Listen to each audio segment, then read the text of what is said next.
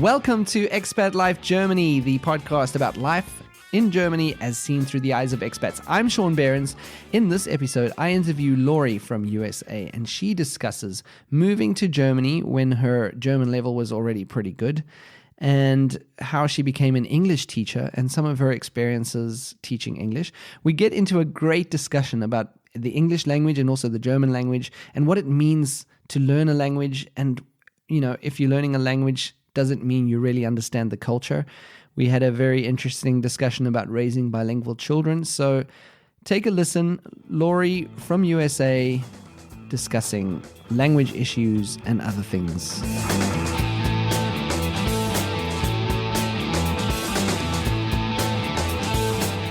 So this week's guest is someone named Laurie Charles Kerner. Am I saying that right? Yes, you are. Oh, very good. And you've been in Germany for quite some time now, right? Yes, I have. Yeah, Okay. 39 years almost. 39 years. So you're not even an expat anymore. Or do you, Not do you really. do you still think of yourself as an expat? No. I never really thought of myself as an expat. Oh, why is that? When I came over, I moved into my husband's family and his group of friends. So Right. I didn't have the problem getting contacts that a lot of expats have. Right. Okay. So and you already knew German at that point? Yes, I did. Yeah. I studied it in high school and at university. Oh, okay. So why German then? Have you always been bilingual, or why did you decide to study German? One of the first reasons I decided to study German is because my father wanted me to take Latin. Okay. And you know, when you're 16 years old, if dad says Latin, you take German. Whatever else. It's the other one. And there was also a World War II series on television called Combat. Mm-hmm. And the Germans there spoke German. Okay. It was the first time I'd ever really heard a foreign language, and I was fascinated by it. Okay. And I decided that's why I wanted to learn German. Oh, very interesting. Mm-hmm. So then it was kind of a natural decision to end up in Germany. Yeah, I guess. I studied 2 years in Salzburg. For some reason, they sent us to Salzburg to learn German. Okay. My husband Why said, would that be? I don't know, because I didn't understand anything when I got there. Yes, that's another kind of German altogether. Yeah, totally. But, I met my husband when he was at my university in the United States, so I came over here because of him. Okay. I see. And then and that was 39 years ago, as you said. Yep. Okay. Summer it'll be 39 years. Wow.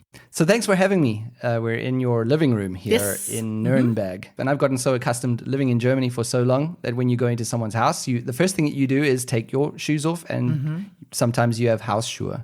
But you said, no, you can leave your shoes on, and I'm from America. So it's like that there? Yeah, we don't take our shoes off. Yeah. No, we don't take our shoes off when we come in the house. Yeah. In fact, in a lot of apartments and houses, when they're small, when you come in, you're immediately in the living room. Right. There's not a foyer or an entry or anything. Yeah, it's the same in South Africa. I grew up wearing shoes in the house, basically, because you go out, you're visiting friends, and then you come home in the evening, and you just walk right in the door. And and in fact, we also came in through our lounge area. There was no garderobe, or if you want to put it like that. Yeah, I find it very strange when I go to someone's house and they ask me to take my shoes off. Yeah? Yeah. Even after all these years? Yeah, because you wear shoes because they're part of your outfit, and you don't, I don't know. I just find it kind of strange, as people that have bags of house shoes next to the door that you're supposed to put on. And I don't even know who else has been wearing these house shoes. Yeah, that's another point. What other feet have these shoes been on? Not comfortable with that. Yeah, we had neighbors where you could always tell that they had visitors because all of the visitors' shoes were outside the door on the landing. So you could count how many guests they had. Yeah, I'm amazed that there's not more shoes stolen in Germany, to be fair. In Johannesburg, those shoes would be gone. Yes. So you said that you studied German. You moved over in 1980. In 1980. Mm-hmm. What did you do when you moved over? Were you, because you're a teacher now? I was a German teacher in the United States. And are we talking high school teacher or high school? I taught a little bit at university, but basically a high school German teacher. And when I came here, for some reason, the Germans didn't want to learn German from me. Well, okay. I didn't understand that, but so I bought myself an English grammar book and said, okay, I'll teach English. Right. And every day I've been glad that it's my native language and it's not the one that I have to learn as a foreign language. Yeah. Yeah, I agree. I think it's a tough language. Although German's a pretty tough language as well to learn. It is, but I think English has a lot of rules. Like it'll be a rule where someone said, why do you say it that way? Yeah. And you say, because it feels right. Yeah. What kind of a grammar rule is that? You know? I get a lot of these kinds of questions on a daily basis in the office as the resident language checker, language expert. And a lot of times they ask me, why do you say that? And why do you do it? And I have no idea. I just said, because you do have to. Don't ask me why. I always tell my students I kind of wish I had a camera in my glasses so I could look at the quizzical faces that they make and with the screwed up eyes. And sometimes I'll tell them, if you keep looking at me like that, you're going to need Botox. And I had one guy who said to me, but that's not logical. And I just sort of blurted out, you want logic? Do math. Languages is not the place not for English. logic. English is not English. logical now. And what I do like about German is that the thing that I noticed when I started learning, we started learning just before we moved to Germany, is that the way you spell it is how it sounds. Yes. And conversely as well, how the word sounds is how you spell it. So Right. if you hear a word, I'm very good at German spelling because the letters basically mean. But in English, there's all these other ways of pronouncing the same kind of syllables or letter couplings like OU, rough, trough, and what's another? Through and through. Exactly. Yeah. But if you say that if I say that to my German students, they'll say, no, German's really hard to spell. And it's like, Yeah, it's not really. It's not. It's a piece of cake, Germans. It's a piece of cake. It is. Yeah. Okay. So you kind of just started teaching English because they didn't want to learn German from. I bought a book. I read the grammar explanation and thought, what are they talking about? So I tried to figure it out. Okay. And how did you get started teaching when you came over? I started at the Volkshochschule. Okay. I hit the ground running. I was lucky because my husband had organized everything ahead of time for me. Okay. And after a semester, I started at the university in Nuremberg, teaching 2 or 3 classes. And then it just kind of grew from there. So now you've been doing this for this many years. Are you still enjoying it? I love it. Yeah? I love it. What do you love about it? I love teaching.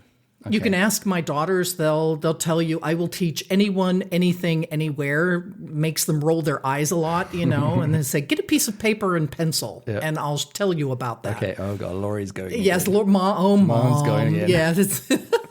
No, but I like teaching. I like the aha that I see in people's faces. I like the light bulbs that go on over their head. Yeah. A lot of people ask me, how can you teach the same thing over and over for 39 years? Yeah. But it's always a little bit different. Each person is different, and I really like the contact with my students. Yeah. I'm a people person. Okay. Is that what inspires you? What inspires Laurie? My students inspire me. Okay. Yeah. I don't teach young people. I teach people who pay for my wisdom. Yeah. Because I got tired of standing in front of a classroom where nobody really cared whether I was talking or not. Yeah. And I really enjoy it. I enjoy it when I see people make jokes in the language. And I always think, wow, that is so cool. You just made a joke in a foreign language. Yeah, that is a huge step. I found that also with learning German. When I could start making jokes in German, I started thinking, okay, now I'm getting a hang of this. Yeah, and it's and a good sarcasm. indicator of these the nuances or Exactly. It's something you can only do when you've got a certain level of mastery. So how long do you teach students? Are they kind of in your life and then out after a while, or it depends on the course. Some courses are for short times, but most of my courses go on and on and on. Okay. I had one private school who said they've never had a course go on for so long. Oh, really? Yeah. So that means you see students for them for years. A decade. Yeah. Decades even. Yeah. Wow. Okay. Yeah, That's you a real become connection. friends. We talk about a lot of private things, and I talk about me, and they talk about them. It's very personal. Also become like the psychologist, marriage counselor. I can imagine. It's amazing what people tell me. Yeah. Yeah, I think a lot of people who are coming to Germany as an expat might be looking at teaching English as an option. It's basically, one of the only options that they've got if they don't have a good command of English. So what is a typical German. I mean, of German, yeah. What does a typical day look like for you? Oh, God. Well, I'm self-employed now. So when my kids were younger, I worked part-time. I just worked in the evening at the Volkshochschule in adult education. But now I teach from morning until evening. I've got courses in Ansbach, which requires me driving at an hour each way. And I have lots of courses. Yeah, lots of courses in Nuremberg. Okay. And the days are full. I've given up the evening classes because I've discovered, having been here 39 years, I'm getting too old for get up at 6 o'clock and teach until 9 o'clock at night. Oh yeah, that's a long day. And it's hard to make a living teaching like this. Yeah. It really is, because you can't really get enough money to live from. Yeah. Because you just can't teach that much. Yeah. And what advice would you have to people who might want to do what you've been doing, teach English as a foreign language here in Germany? I think it's very interesting, and there are lots of possibilities. Private schools are always looking for native speakers to teach, where you don't necessarily have to be able to speak German. In Nuremberg, the Volkshochschule was where I got my big start doing that. Right. And it kind of ends up being word of mouth. Right. You get a reputation, and it just kind of snowballs from there if you're lucky. Yeah. You mentioned earlier you have, how many, was it daughters? I have 2 daughters. Two daughters. Obviously, Oh, adults. no, here comes the question. Adults now. How did you raise them, English or German? Yeah, I knew that's one of my embarrassing questions. Embarrassing questions. Well, I started, I have to say, I never had contact with many English-speaking people when I came here. I didn't search for contact with English-speaking people. And with my oldest daughter, I only spoke English to her. But my in-laws didn't understand English, and I found it a little impolite when I was in the room with them to speak English when they didn't understand. And I think sometimes they didn't realize I was disciplining her because they didn't understand what I was saying. But I stuck to it, and then the second daughter came, and I stayed with English. However, I always spoke German to my husband. And I asked my British colleagues, what do you do when the kids speak German to you? And they said, well, we just say, sorry, I don't understand you. I can't do that. No. I can say, I understand your dad, but I don't understand you when you speak German. My younger daughter didn't speak much of anything, German or English. And I started worrying, although I should have known better, I started worrying that she was having trouble with the 2 languages. Right. So when she finally said Tisch, that's the language we're going with. I said, we're running with Tisch, Stuhl, Wand. And I didn't do what I did with her sister and say, yes, that's a table. The problem was then, after a couple of years, my mother came to visit, and I discovered that my younger daughter didn't understand her. Oh, okay. The older daughter understood, but couldn't speak, and the younger daughter didn't understand at all. And I thought, no, that's not on. So I started going back to the States every year. Now, I have 2 grandchildren, because I have been here 39 years.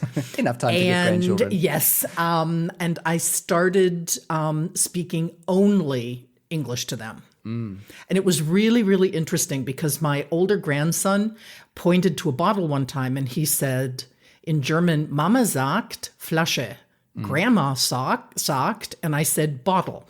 And you could see the little wheels going, and he said, Mama sagt Flasche, Grandma sagt, and I said bottle. What does Theo say? And he said Flasche. And I came to realize he thought I just had different words for stuff. Grandma's own little like idiolect. lift an elevator. He did not realize until kids at kindergarten were learning English that I was actually speaking another language, which was really kind of cool, because he just, whatever I said, he accepted. Yeah. I have to go back to my younger daughter, though. She now speaks 4 languages fluently. Wow. So it had nothing to do. Concern. No, for concern. No, not at all. I have with my daughter, I'm noticing it now as well. She's 3 years old. She goes to kindergarten, and she is picking up not just German, but she's picking up Franconian. Fränkisch. And she's even formulating certain sentences as the Franconian people do. And I've been faced with a similar dilemma now, because what started happening is she comes up to me and asks me, in German, or she starts addressing Very me in typical. German, which I have decided if she approaches a subject in German, I answer in German. That's the way I'm doing it, because I guess she's got to learn. We're going to be here for a long time. So I'm just saying, okay, if she starts in German, if she initiates it, then I speak German to her. What I'm not completely on board with is the Franconian stuff, because I can't correct her, because I don't always know when something is wrong, when it's coming. Yeah, so it's a bit of an interesting situation. But what has amazed me is how well she's done with both the languages. Yeah. So if she needs to, she'll say, speak pretty good English, and if she needs to switch over, she does it immediately. But you speak English to your wife. But I speak English to my wife. We speak English to each other. Only English at home. Yeah. I think that's an easier atmosphere for the kids, because then you have your home language and your outside language. All of my colleagues said once their children got out of the house to kindergarten, they started using more German. Right. And that's when that's what they speak for a good part of the day. Yeah. In fact, most part of the day, if I was working it out, like how much exposure she has to English versus German. I mean, yes, on weekends, there's a lot more English, but during the week, it's mostly German that she's hearing. And, I found with both my daughters and my grandsons, you get to a point where, because you don't have as much input in English, you get to a point where the conversations become too difficult. And I've started switching to German more with my grandsons, because they ask questions and we just don't have the vocabulary. And my daughters also said when they had English in school, native speakers' children don't all get ones in school. My younger daughter brought home a 5 one day. Okay, it's so like, how did you do that? Right. Yeah, that's kind of the stereotype or the expectation. It is. Everyone would expect. Well, I allowed my children to decide whether they told their teachers or not that I was a native speaker. Okay. And our kids usually don't do that well. My daughter said part of the problem was vocabulary, because your vocabulary at home is not the vocabulary you need in school or at work. Yeah. Because, I mean, what do you talk about at home? Please set the table, knife, fork, spoon. And you don't talk about trade unions and air pollution with a 6-year-old, Yeah. I do find it interesting for families that do have, like for you, it was at least you had a German, half. Like half German, half English. It is also interesting from a kid's point of view, but also from other perspectives, when people come here speaking Spanish. Let's say they have Spanish and English at home plus German. Then you've got 3 languages that the kids are dealing with. I don't know how they do it. I don't know either. I do not understand how. I admire people who are able to then somehow work out a happy medium of how they do that. But like you were saying, it's much easier to be nuanced and much easier to express yourself in your native language. And that was the bit of advice we got for our children, is just speak the native language to them. And the German will happen on its own. Well, that was the problem that I ran into, because when I got emotional and wanted to talk about emotional things, I wanted to use English. My husband and I always spoke German. And at the beginning, my German wasn't as good as it is now. Now I would say the 2 languages are 50-50. Yeah. But what you can't as an expat, even if you speak the language, that doesn't mean you understand the culture. I had a Scottish friend who said, I had the feeling for the longest time my husband was ordering me around. Right. And I said, what? And she said, yeah, because he said, open the window. Yeah. But. Well, actually, that's not what he said. But when you're learning the language, you can't interpret. You're so concentrated on what they're saying. You don't listen to how they're saying it. Yeah. So they're not saying, oh, open the window. But you translate it, and there's a little particle that the Franconians put in that is a politeness thing. And a friendliness. What is that mal? The mal. Mach and mal. My husband would say, magst du bitte mal das Fenster auf? Now, he didn't say, mach das Fenster auf. He said, magst du bitte mal das Fenster auf? Yeah. And I translated that into open the window. Yeah. Yeah. Which comes across very direct and very aggressive. Yeah. Yeah. And the other thing is that at least Americans don't always say no.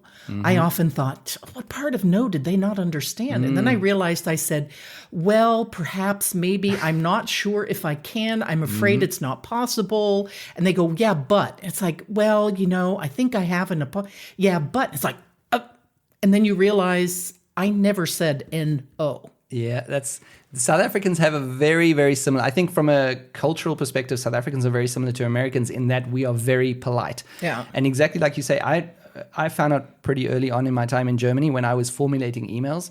If I was trying to tell someone to do something, I would write, "It would be good if we considered this," meaning we should consider this. But the Germans would read that, and if they didn't want to consider it, they would just disregard it. And I realized you actually have to be more direct than what we're used to being with Germans, so that they understand, hey, this is what we should do, this is what we need to do. And exactly like you were saying with saying no, sometimes we find very creative ways to say no without saying no.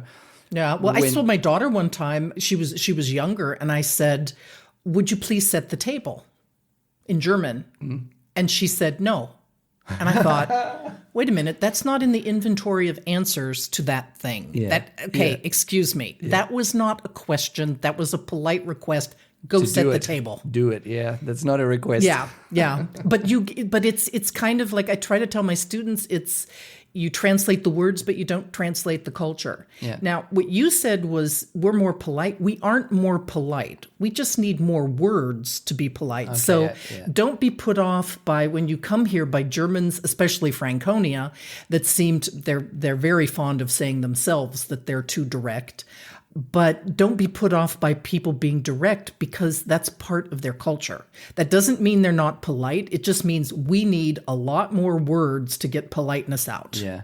They think please is enough. Yeah, we're done here. We don't have to formulate a flowery language. Don't waste. I've already said what I needed to say. Let's exactly. They kind of find us to be kind of wishy-washy because we never get to the point. Yeah, I think that's something that does happen. Living in Germany, though, is you become a little bit more direct. Oh, and definitely. I found when I go home home, I use home in quotation marks. My family and friends back in South Africa definitely notice that I'm way more what they think aggressive, but it's not. Yeah. It's just that I'm used to dealing with Germans on a daily basis. My mom said that about my driving style. She said, "You drive really aggressively." It's like, no. It's like, get out of my way. What has living in Germany done to your English? Have you found it as disintegrated, or yes? It's despite teaching it? Despite teaching it, because I don't teach at a super high level. I was just telling my students this the other day. My German has gotten better and my English has gotten worse. Right. I notice when I go back to the States and I talk to my brother or to my best friend, it's like, oh yeah, I used to use those words. So I try to pull out my big words, but I think in German when I drive the car and I complain about stuff, I complain in German. I talk to myself in German. I'm really immersed in it. Okay.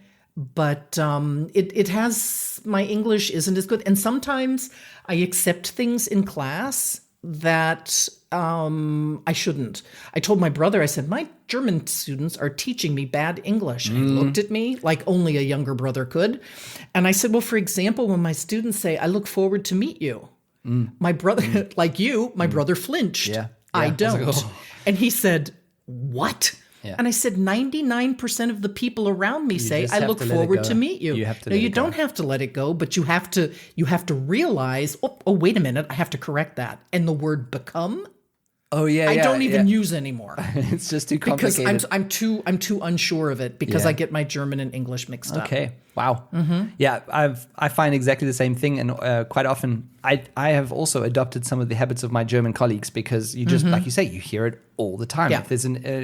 If there's certain ways that they formulate sentences, they like using the ing form. So I am saying that.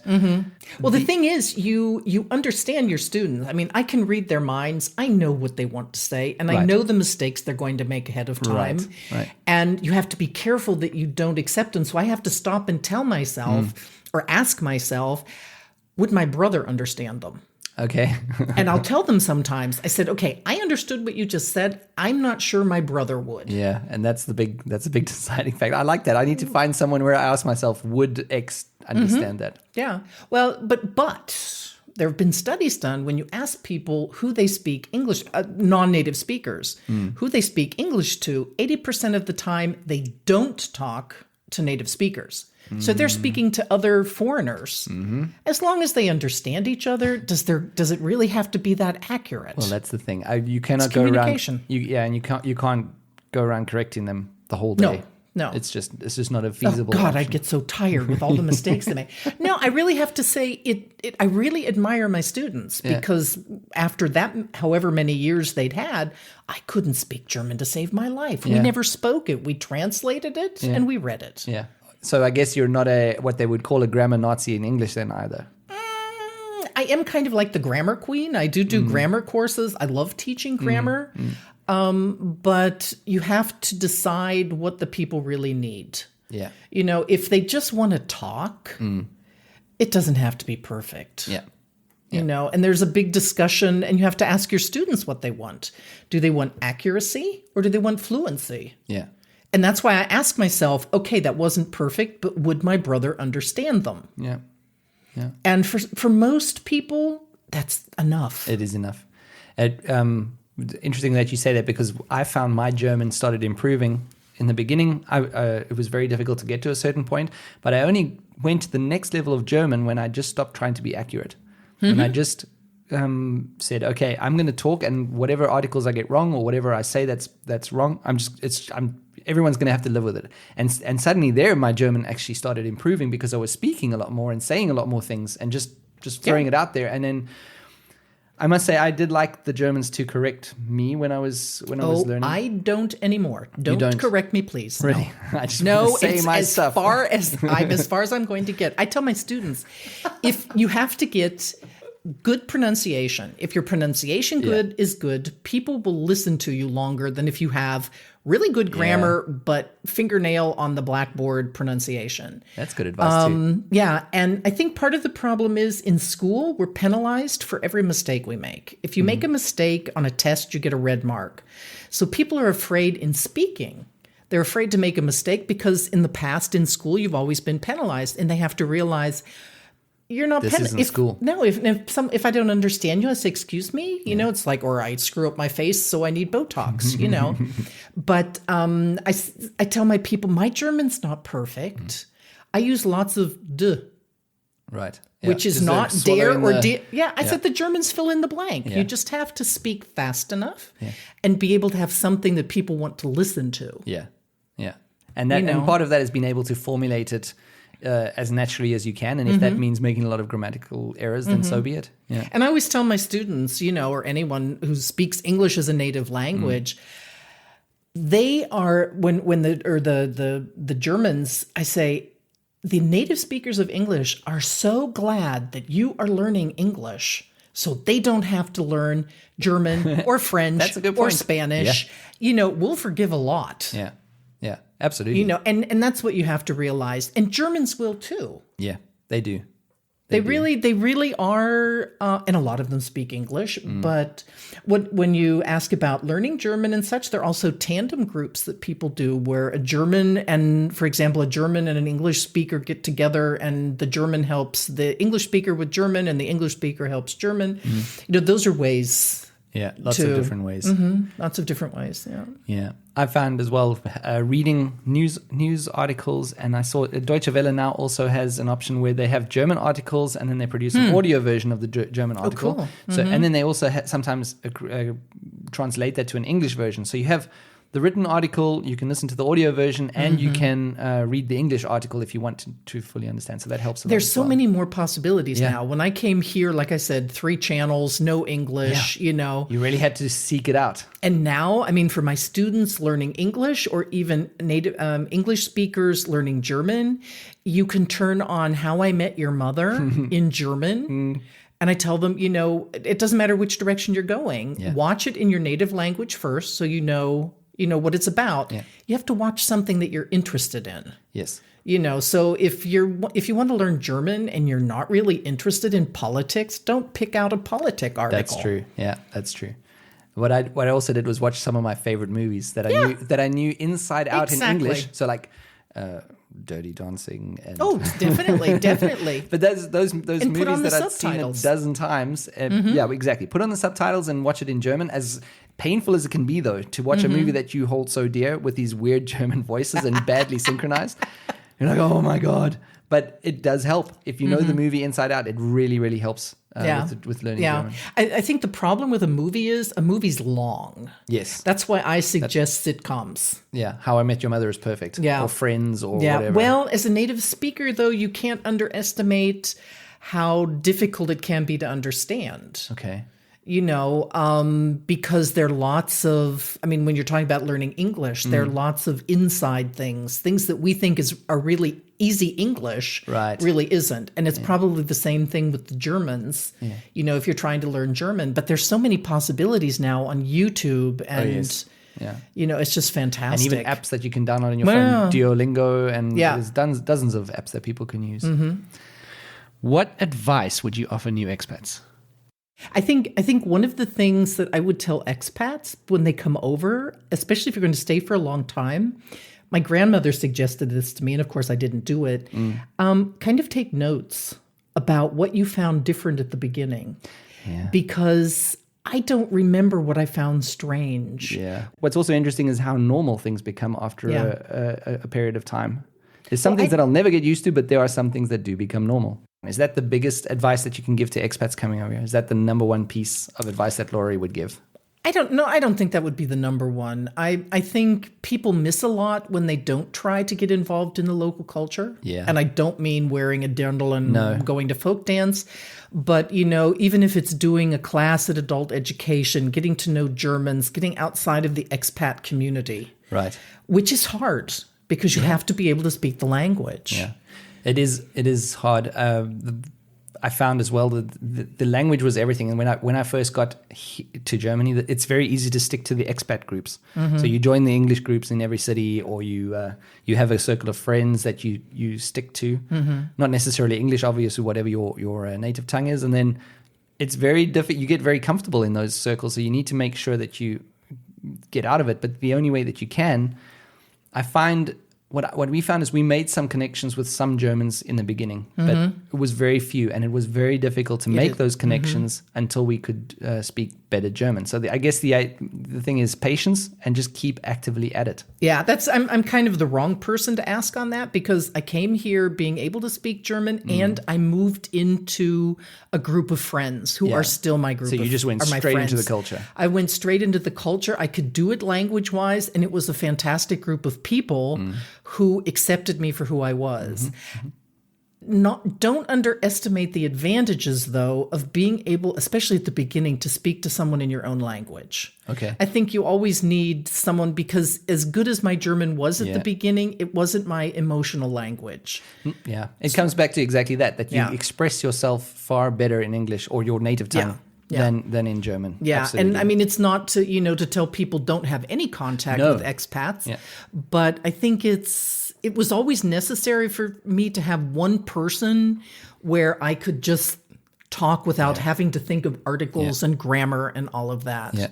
My parents lived in Australia for 3 years. They were in an American expat group. Right. Yeah.